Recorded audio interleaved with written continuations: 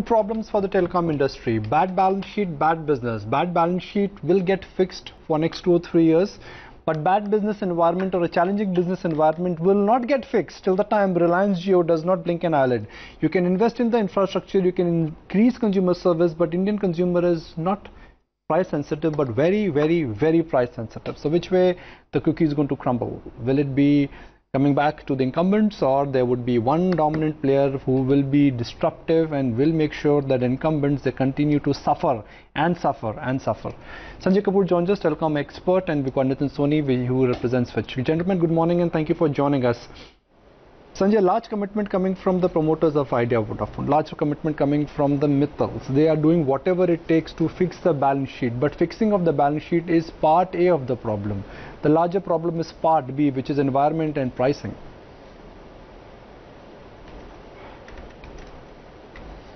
Yeah, absolutely, Nakunj, you're bang on this one.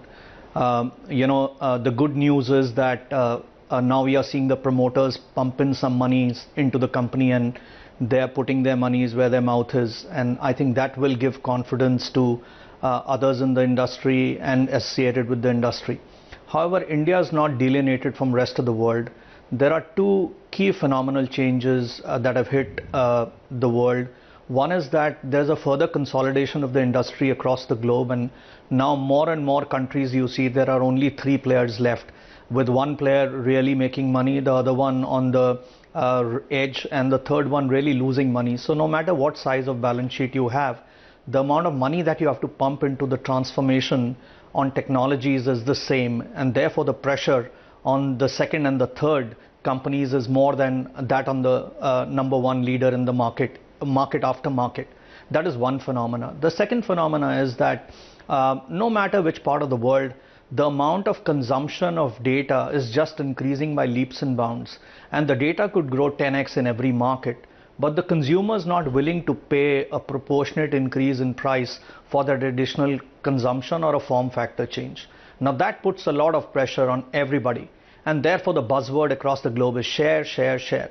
You got to share your networks, you got to share as much as possible the passive infrastructure, you got to share whatever, to make sure there is a economic sense of the business that you are building.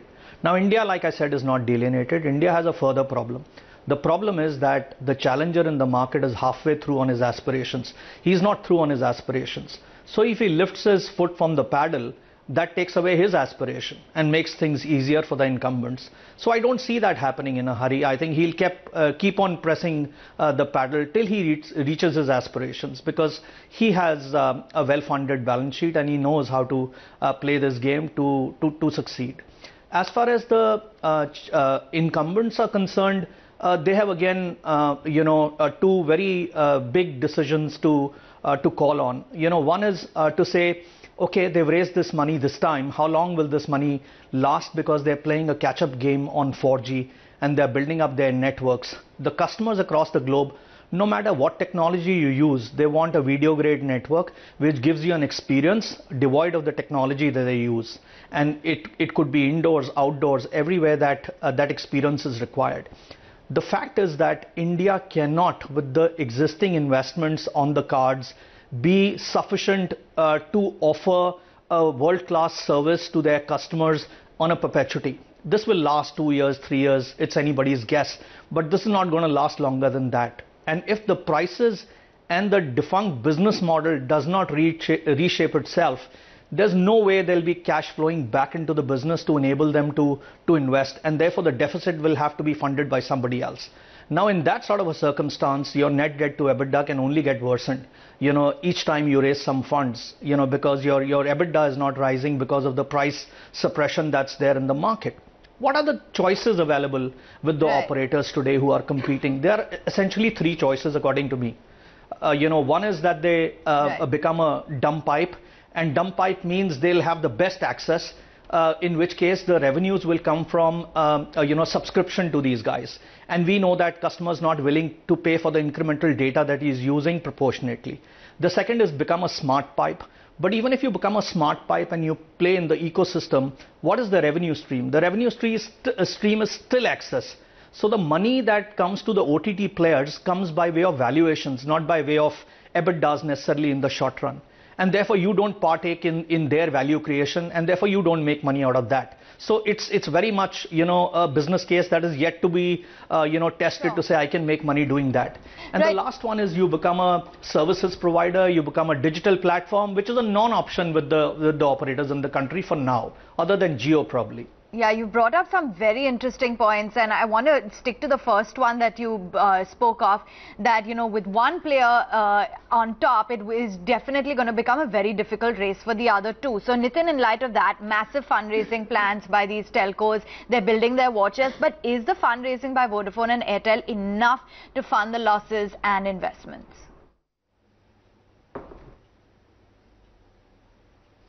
Yeah, thanks for having me on the show. So let's talk about the Bharti Airtel first. We do have a rating on them at BBB- with a stable outlook, and we believe that stable outlook reflects the equity injection of $3.5 billion coming in, and a $1 billion perpetual bond which they will raise soon.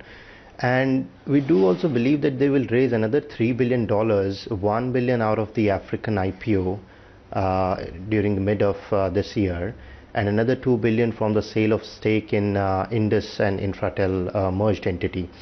So that will, give a lot of relief to the balance sheet. Bharti's FFO adjusted net leverage is quite high, and that equity injection will reduce the leverage considerably.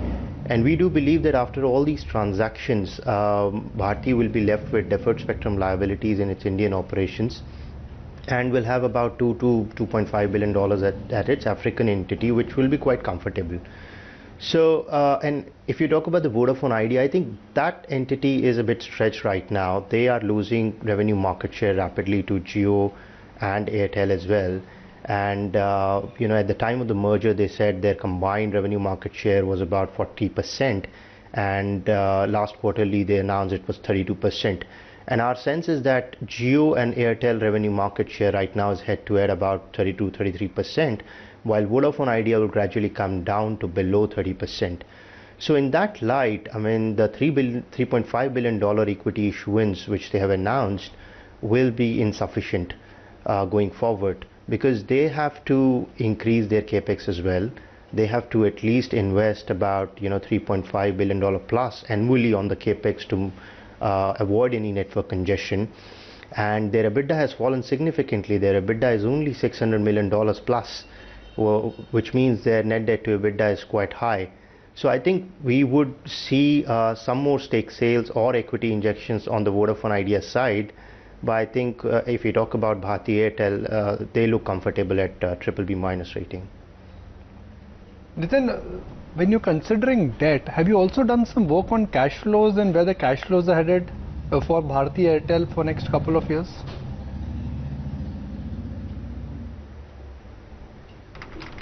So these companies are operating at negative free cash flows because their EBITDA levels or the cash generation is insufficient to fund their large capex plans. And for financial year 2019, we estimate that Bharti would invest anywhere about $3.8 to $4 billion, and combined with the interest cost and other related costs, they will have a negative free cash flow. So they'll have to fund it either through the equity injection or through additional debt funding. And Vodafone Idea obviously has a large negative free cash flow because of the capex requirements. But I think what we are now looking at on these incumbents is that their capex, at least for Bharti, has probably peaked at $4 billion for this year, for this financial year. So what we do expect that FY20 we may see a reduction in capex for Bharti, but while Vodafone Idea will still have to continue to pump in a lot of capex. So I mean that will provide some bit of a leeway on the cash flow to Bharti.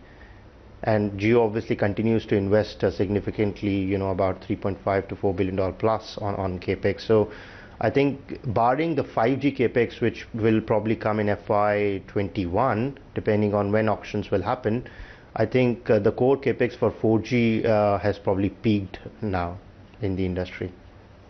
Which they are, in fact. You know, Sanjay, I just want to get you in on this because Vodafone Idea, the rights issue opens today. It's a sizable one, 25,000 crore rupees. Can it help resurrect or at least kick the can down the road for Vodafone Idea? Well, I was listening to what Nitin was saying. The issue is that in this industry, when you say that anybody's capex has peaked, you basically forget that there's another dimension to it. The dimension with which you peg it is the customer experience. With the current customer experience, yes, the capex may have peaked for some.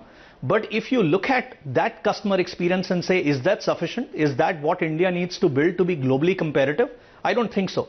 And therefore, the whole relatability to fixation of or peaking of a capex changes the moment you change the customer experience. Now, coming back to the Idea question that you had, of course, Idea has a catch-up game to play.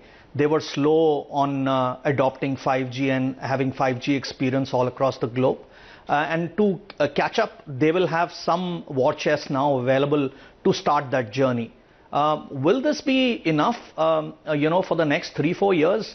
I'm not too sure of that, because at the end of the day, when you look at what the incumbents have built, even the best of the incumbent operators today, when you look at his fiberized sites, are less than 20%, right? And if we really have to provide a great data experience, whether on 4G or on 5G tomorrow, the transport network that is required to offer low latency services, high internet speed, Internet of Things as a maze and as a service, you require a very robust backbone to do that. And I guess that what has been invested up to now is essentially to cater to 4G and to come up to speed on 4G. But are we ready for future and the form factor changes and a video grade experience for the consumers compared to rest of the world? You look at what regulators are doing in most countries, they are actually upping the game, and minimum standards for the speed, latency are being reset in every market of the world. India's not got there. We first have to do the basics. And for that, yes, the capex might be enough. But to really be globally competitive, I don't think these capexes are enough, especially when 4G is just about a few years old and we are already talking 5G globally. It's a matter of time. India can postpone it for 2 years, 3 years. Gentlemen, we could just leave it there. We've just been in a very engaging conversation with both of you. I'll tell you what, the reason why we are cutting short this discussion is only because of our commercial obligations.